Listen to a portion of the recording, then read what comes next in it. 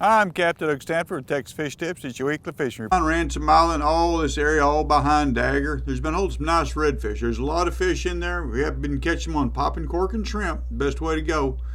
You can throw your cut mullet, you cut menhaden in those potholes and catch a few, but for some reason they wanted shrimp this week. That's what they wanted. There's also a few really nice trout up to 25 inches on those trout on popping cork and shrimp down there. Just drift through here, or you can stop and anchor up because it is kind of limited area to drift through here.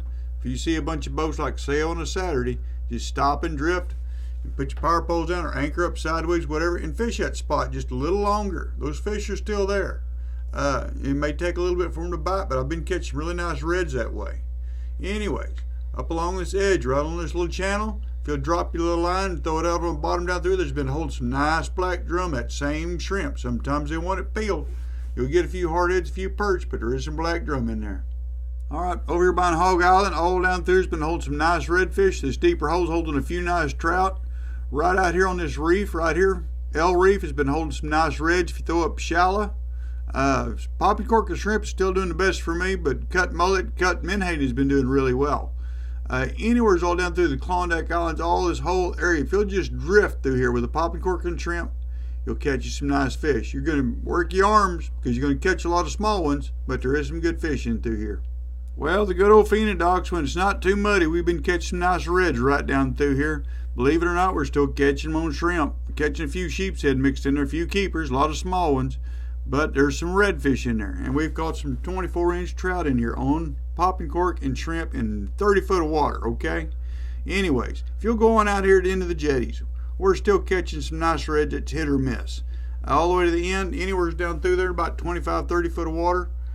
Shrimp is what we've been catching them on. Last couple of weeks it's been menhaden. I've dropped a few menhaden, catching one or two, but not very many. Shrimp has been the ticket. And it doesn't seem to matter whether it's north or the south jetty. Find you a good spot that's not too much current, not too much wind, depending on which way that wind is blowing. And we've been catching really nice reds.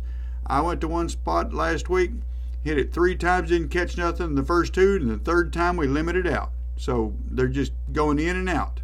So have a little faith, go out there, but they are running people off the end of the jetties because they're working on them. So you can only go out so far. But in a boat, you can get after them.